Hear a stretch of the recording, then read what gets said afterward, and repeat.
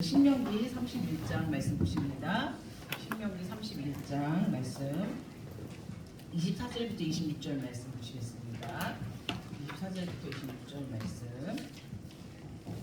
신명기 31장 24절부터 26절 말씀 제가 공독하겠습니다. 모세가 이 율법의 말씀을 다 책에 써서 마친 후에 여호와의 언약궤를 매는 웨이 사람에게 명하여 가로되 이 율법책을 가져다가 너희 하나님 여호와의 언약궤를 곁에 두어 너희에게 증거가 되게 하라. 이는 하나님의 말씀이니라. 네. 오늘 말씀을 통해서 율법의 기원, 율법책의 기원이라는 말씀으로 잠시 은혜 나누겠습니다. 우리 드보라 성가대가 미주 선교 여행 일주일간 은혜 가운데 잘 마치고 돌아왔죠. 그래서 이번에 미국에서 미국 선교 이제 워싱턴하고 또 뉴욕하고 이렇게 선교하는 가운데 한번 이렇게 생각해 보게 됐어요. 왜냐면 저희가 60주년 감사 예배를 드렸잖아요. 그런데 이제 뉴욕은 40주년이었고 워싱턴은 30주년이지만 사실상 말씀에 가서 한 건 42주년이래요. 그러니까는 교회가 이렇게 창립되고 난 다음에 굉장히 초창기부터 무슨 선교에 힘을 쓰신 거예요? 미국 선교에 힘을 쓰신 거예요. 근데 여러분들 한번 생각해 보셔야 되는 게 제가 가끔 미국 갈 때 이렇게 옆에 이제 다른 분들이 앉으실 때가 있잖아요. 그러면 제가 성경책을 읽거나 그러면 옆에 있는 분이 왜 미국을 가시나 이렇게 물어볼 때가 있어요. 그럼 제가 미국 선교를 갑니다. 그러면 저한테 이렇게 질문하시는 분들이 계셨어요. 아니, 미국은 기독교 국가인데 왜 선교를 가시냐고. 그러니까 좀 언뜻 이해가 돼요, 안 돼요? 이미 미국은 뭐예요? 그냥 나라적으로도 무슨 국가인가요? 기독교 국가잖아요. 그런데 왜 선교를 가냐고 저한테 이렇게 물어보시더라고요. 그러니까 우리가 한번 생각해 보셔야겠죠. 얼렁쌤의 미국 선교 그 세계 선교 과정 가운데 물론 여러 곳 동남아시아부터 여러 곳을 선교하셨지만 사실은 가장 집중적으로 선교하셨던 데가 어디냐면 미국이에요. 왜냐하면 미국이 말씀으로 서야지만 전 세계가 어떻게 될 수 있나요? 쓸 수 있는 거죠. 그러니까 우리가 미국에서 기침 한번 하면 전 세계가 어떻게 돼요? 다 움직이죠. 이거는 뭐 우리가 부인할 수 없는 사실이에요.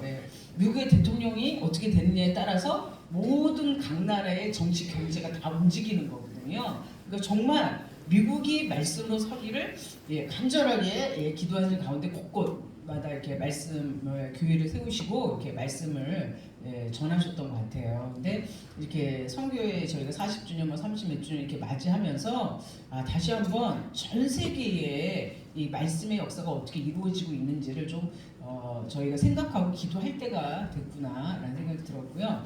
오늘 제가 이제 율법 책의 기원이라는 걸 제목을 하면서 우리가 이렇게 말씀을 하면 이제 우리가 12권을 이렇게 보시면은 사실 전체의 주제가 제사하고 율법책이잖아요. 제사하고 율법책인데 어느 분들은 이렇게 얘기하세요.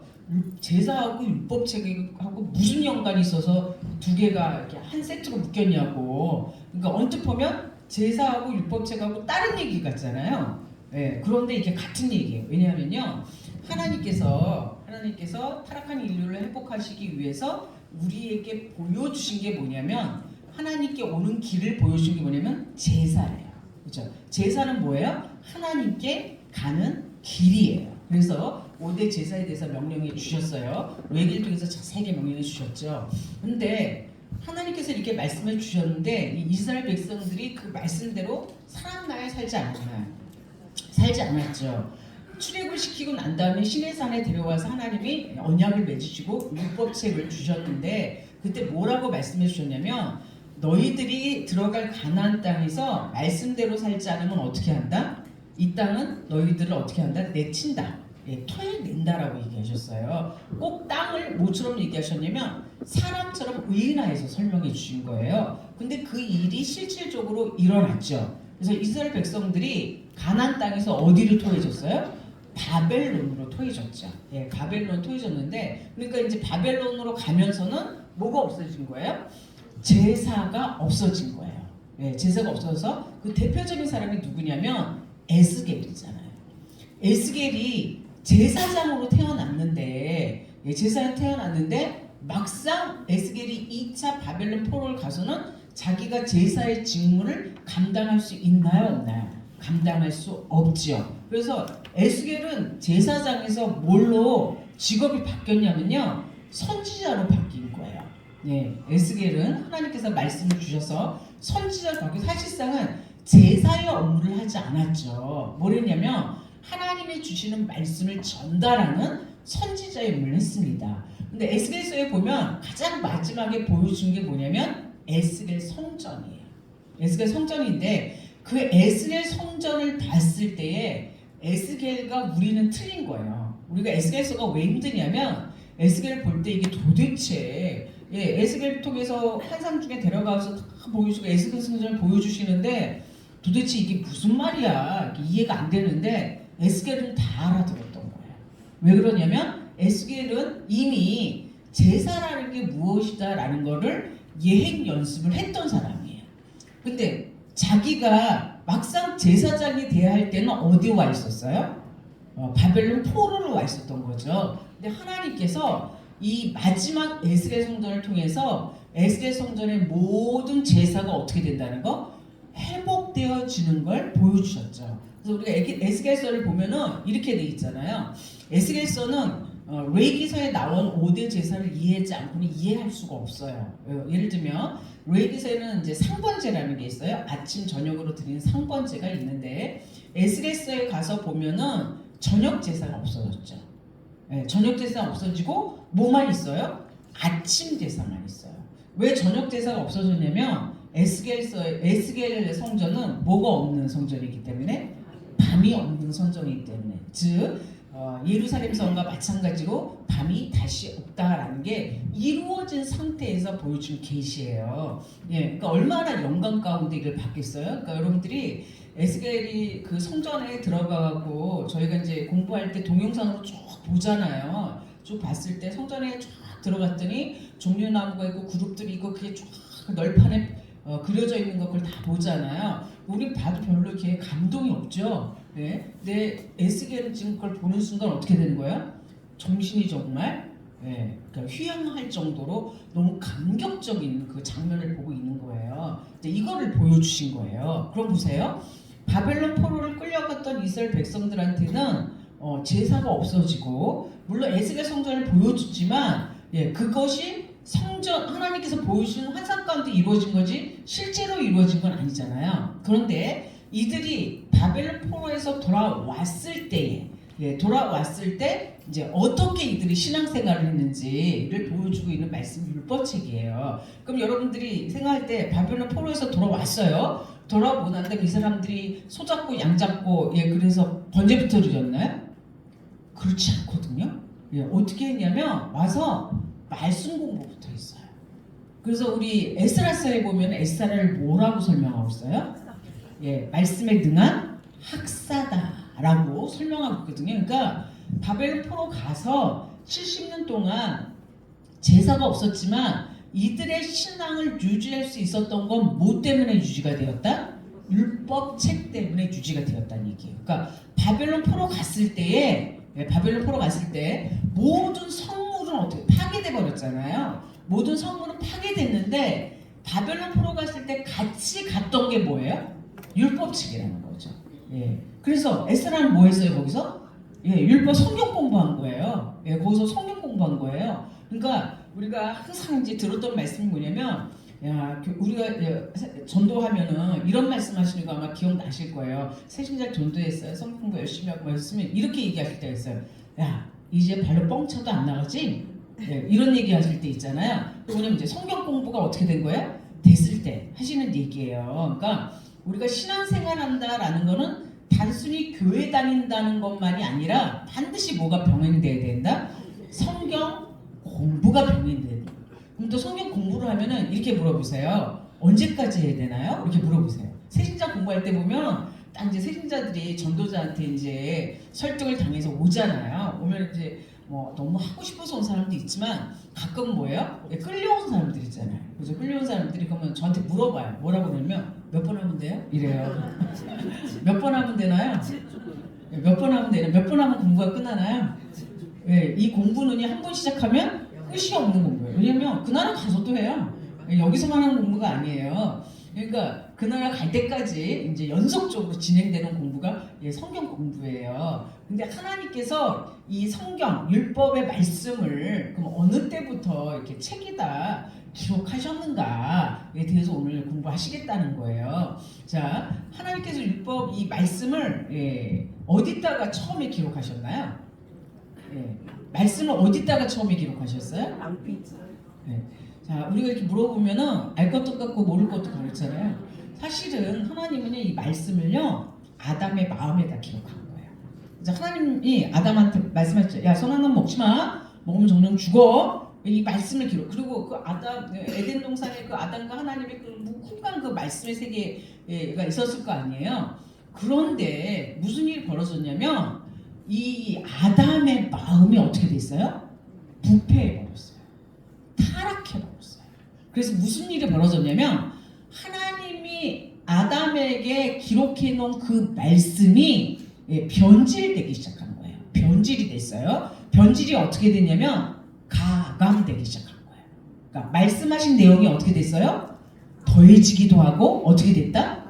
그러니까 이 변질은요 그냥 있지 않아요. 어떤 말씀이 나오면 거기에 따라서 더해지기도 하고 뭐 해야 된다? 빼지기도 한다는 그걸 뭐라 그런다면 가감이라고 얘기하는 거예요. 그러니 이제 에덴 동산에서 에덴 동산에서 나온 이제 아담 이후부터 하나님께서 계획을 진로를 좀 바꾸신 거죠. 어떻게 바꾸셨냐면 이 마음판이 어떻게 됐어요? 변질됐잖아요. 그러니까 이 마음판을 믿을 수가 있어요, 없어요? 거기다가 선악나무 먹지 마라 이렇게 써놔도 말할 때는 어떻게 하는 거야? 너 선악나무 절대 먹지 마 이렇게 마음판에 써놨는데 말을 할 때 나올 때는 어떻게 나와버려요? 먹어도 될걸요? 막 이렇게 나와버리는 거예요. 믿을 수가 없잖아요. 그래서 하나님께서 이게 어떻게 하셨냐면 돌판에다 쓰신 거죠. 어디다 쓰셨다고요? 돌판. 그게 뭐냐면 모세에게 주었던 십계명이 율법책의 시작이 되는 거예요. 그러니까 이 율법책, 성경책의 시작은 어디부터 시작되었다? 십계명에서부터 시작된 거. 하나님이 돌에다 어떻게 하신 거예요? 10가지의 계명을 써 주시고 그 다음에 모세에게 세부 율법을 주신 거예요. 세부 율법을. 그래서 우리가 뭐 레위기다 이런 거 보면 다 그게 세부 율법이에요. 그래서 오늘의 말씀은 어떤 거냐면 모세가 하고 난 다음에 이렇게 얘기하신 거죠. 뭐냐면 야 이거 갖다가 이거 갖다가 나 어디다 갖다 놓으라고 했냐면 언약궤 옆에다 갖다 놓으라고 했어요. 자, 우리 31장 말씀 보실게요. 26절 말씀 보세요. 31장 26절 말씀. 갑자기 율법책이 툭 하고 튀어나온 게 아니에요. 사실은 성막과 함께 언약궤 옆에 늘 뭐가 있었다? 율법책이 있었다라는 얘기예요. 율법책이. 26절 말씀. 이 율법책을 가져다가 너희 하나님 여호와의 언약궤 곁에 두어 너희에게 뭐가 되게 하라? 증거가 되게 하라. 그러니까 언약궤 곁에는 항상 뭐가 있었다?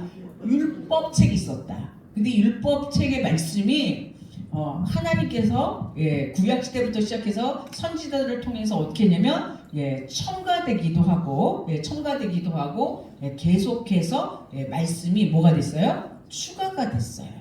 추가가 됐어요. 그 역사를 율법책의 역사를 이렇게 써놓으신 것이 12권의 역사예요. 12권의 역사인데, 근데 이제 이거는 두 가지가 있죠. 뭐가 있냐면 하나님께서 이렇게 해라고 명령하신 단언 명령이 있어요. 단언 명령이라는 것은 하나님께서 야 안식을 거룩하게 지켜 딱 이렇게 하신 말씀들이 있어요. 십계명이 거기에 허락되는 거죠. 거기에 해당되는 거죠. 근데 이 단언 명령에 또 뭐가 있냐면요, 판례라는 게 있어요. 뭐가 있다고요? 판례. 자, 케이스예요. 케이스. 자, 여러분들이 이렇게 이제 법정이나 이런 데 가면 판례에 들어서 이렇게 판례라는 걸 듣잖아요. 그러니까 어떠한 판례가 하나 나면 그 판례를 기준해 갖고 그 다음 판례가 나는 거예요. 예를 들면 이런 거예요. 만약에 종교인이 노동자냐 아니냐, 이게 있잖아요. 계속 법정에 싸우거든요. 근데 이게 종교인이 뭐다? 노동자다. 딱 이렇게 나버리면 그 다음에 판례는 다 어떻게 되는 거야?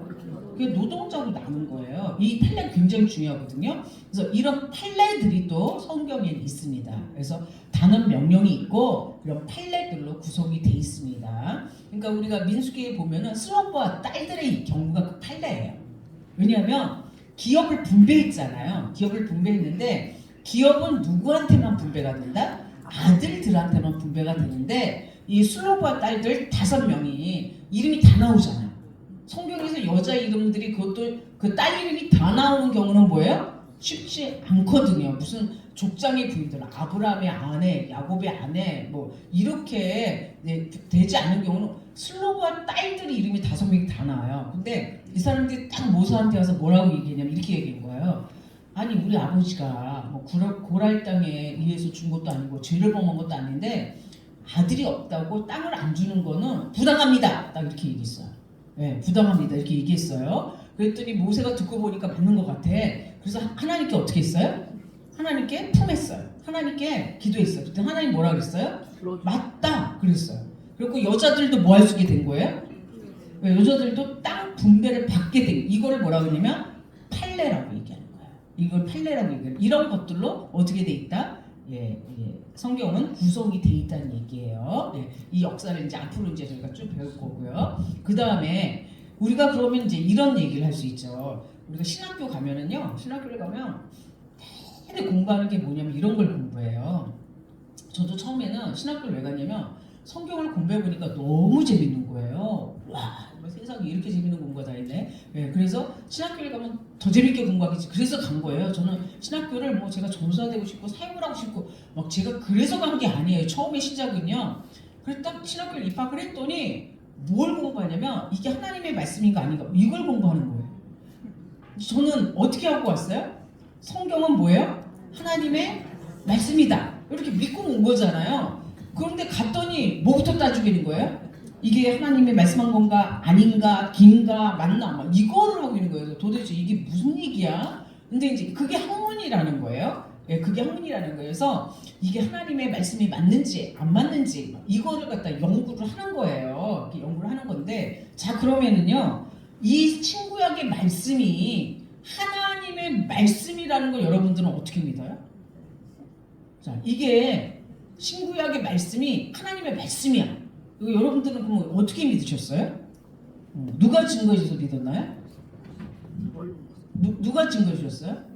어떤 A라는 사람이 야 그건 하나님의 말씀이야.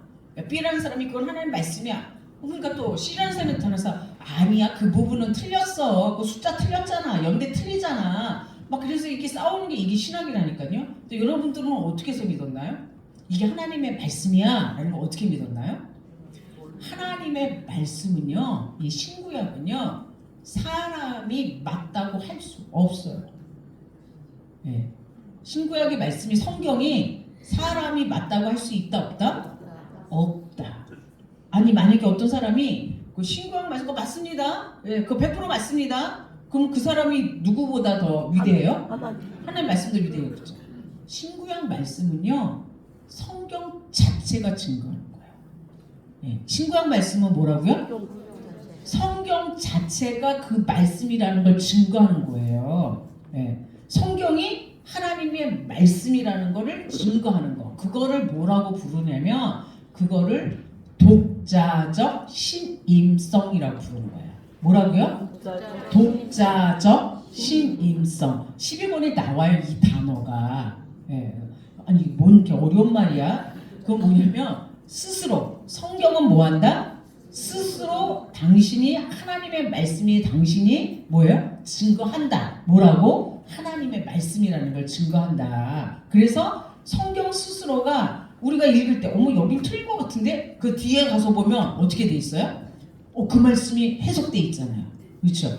그건 이 말씀의 역사를 통해서 증거되고 있잖아요. 이런 걸 뭐라고 얘기한다? 독자적 뭐예요? 신임성. 그러니까 말씀은 뭐가 증거한다?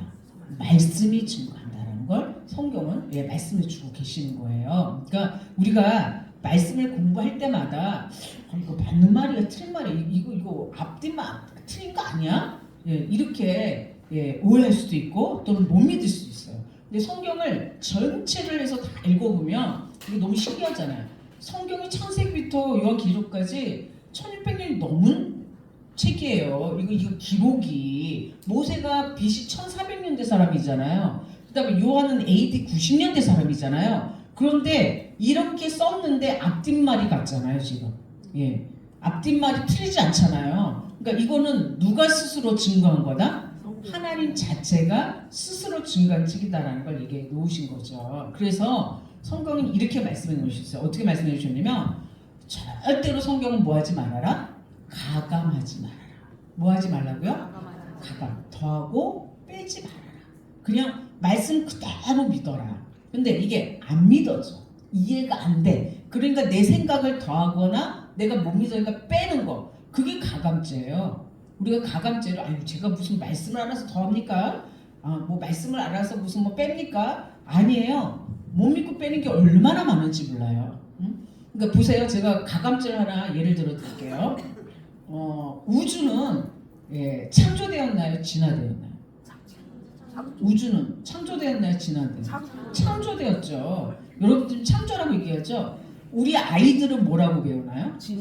진화라고 배워요. 제가 이제 대학교 애들을 지금 공부하고 있는데 물어봤어요. 학교에서 어떻게 배웠니? 진화되었다고 배웠습니다. 이렇게 얘기하더라고요. 네.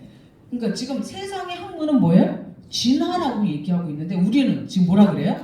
창조됐다고 얘기해요. 그렇죠? 그럼 이제 이 창조됐다는 걸 우리가 말씀 안에서 어떻게 해야 돼요?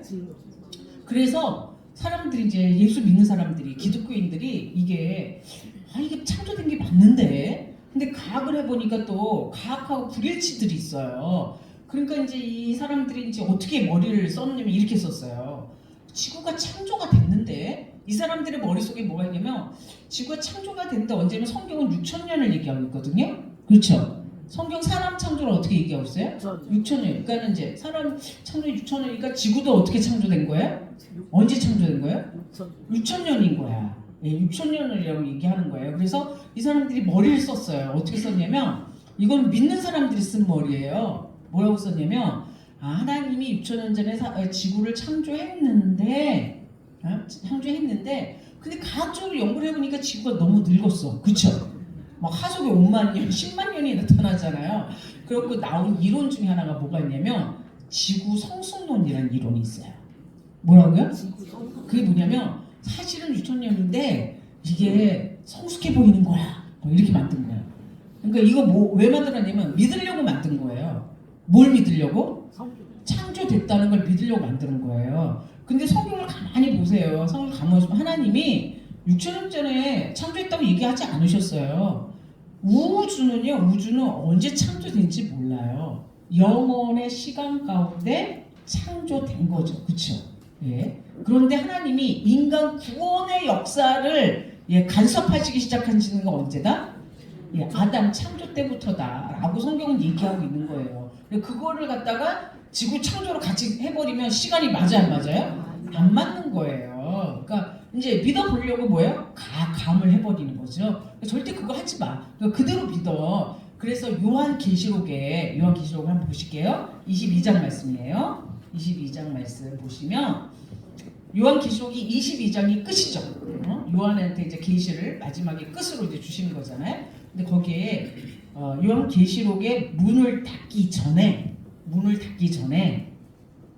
어떻게 놓으셨냐면 절대 말씀 가감하지 말라고 경고해 놓으셨어요. 뭐 해 놓으셨다? 경고해 놓으셨다. 자, 22장 18절 말씀입니다. 그러면 가감하면 무슨 벌이 주어지는지 한번 보실게요. 22장 18절. 내가 이 책의 예언의 말씀을 듣는 각인에게 증거하노니 만일 누구든지 이것들 외에 더하면 하나님이 이 책에 기록된 재앙들을 그에게 뭐 하실 터요? 이 말씀에 더하면 뭐 한다? 재앙을 더해버린다. 재앙을. 그 다음에 19절 말씀 보세요. 만일 누구든지 이 책의 예언의 말씀에서 제하여 버리면 하나님이 이 책에 기록된 생명나무와 및 거룩한 성에 참여함을 어떻게 버린다? 생명나무와 및 거룩한 성. 천국 들어갈 수 없게 할 거야. 들어가지 못해. 라고 말씀해 놓으신 거예요. 그러니까 우리가 말씀대로 믿는 거 이것이 가장 중요하다. 그래서 저는 구속사가 우리가 지금 저 창세기 족보부터 해서 시편까지 나왔죠. 그래서 이 말씀이 이런 의미였구나, 이런 뜻이었구나 깨달아 가잖아요. 이것 자체가 성경 보수다. 지금 뭐 하는 거라고요? 성경 보수. 여기 보수라는 말은요, 유지하고 지킨다는 뜻이에요. 보수가 고친다는 뜻이 아니에요. 이거 이 말씀 이 말씀 틀렸네. 덧붙인다는 말씀이 아니라 보수는 뭐예요? 지금 가지고 있는 그 말씀을 그대로, 그러니까 원래 하나님께서 주신 말씀 그대로 뭐예요? 유지하고 지켜나가는 거. 이것이 바로 성경 보수예요. 그러니까 여러분들이 열심히 성경 공부하시고 또 전하시고 전수하시는 이 모든 과정이 무슨 과정이다? 성경 보수를 해 나가시는 귀한 과정인 줄 믿습니다. 나만 믿고 끝나는 것이 아니라 말씀을 말씀되게 하는 그 과정이 성경 보수예요. 그러니까 우리가 이제 그 역사를 쭉 보면 정말 아슬아슬하게 죽을 뻔했다가 사라질 뻔했다가 막 이렇게 하잖아요. 율법적이 없어질 뻔했다가 성전 청소하다가 율법적 다시 나와서 다시 말씀을 지키고 이런 과정들이 인류 역사에 있잖아요. 그러니까 지금도 현재도 우리 평강제일교회 통해서 이 말씀의 역사가 이루어질 줄 믿습니다. 12권이 못 나올 뻔했잖아요. 그렇죠? 못 나올 뻔했다고 어떻게 된 거야? 지금 나와서 우리에게 제사의 법이 하나님께 어떻게 가는 것이 가장 바르게 가는 길인가를 저에게 지금 계시해 주고 계시는 거죠. 그래서 이 성경 보수의 길을 앞장서서 지키시는 저와 여러분 되어질 줄 믿습니다. 다음 주는 총무님을 연임하는 연임 투표가 있습니다. 다 참석해 주세요. 이제 저희가 이렇게 교회가 정관이 생기고 개정하다 보니까 이제 투표를 해요. 우리가 옛날에는 야 좋은 게 좋은 거야, 뭐 다 이렇게 해 이렇게 했지만 다 같지 않더라고요. 그러니까 그럼 뭘로 드러내야 돼요? 표로. 그러니까 여러분들 반드시 뭘 행사해 주셔야 돼요? 투표해 주셔야 돼요. 투표해 주시고 12월 첫째 주는 저희가 이제 총회를 합니다. 그래서 저희가 두루두루 살펴서 하나님 기뻐하시는 총회가 될 수 있도록 기도해 주시고, 다음 주는 다음 주 화요일 날 제가 목포에 세미나를 가요. 위해서 기도해 주세요. 제가 이렇게 장거리를 뛰면은 마음에 조금 염려가 와요. 하루 종일 왔다 갔다 하고 또 이제 끝까지 있어야 되고 막 이래야 되니까, 그래서 꼭 이렇게 잘 마무리하고 올 수 있도록 기도해 주시면 감사하겠습니다. 기도하겠습니다. 사랑의 아버지 감사합니다. 저희들에게 말씀을 허락하여 주시고 특별히 성경 보수의 길을 허락하여 주시니 감사합니다. 이 말씀을 잘 지키고 듣고 전하여서 아버지 기뻐하시는 놀라운 역사가 있도록 인도하여 주시옵소서. 함께 하실 줄 믿사옵고 예수 그리스도 받들어 감사를 쌓옵나이다. 네.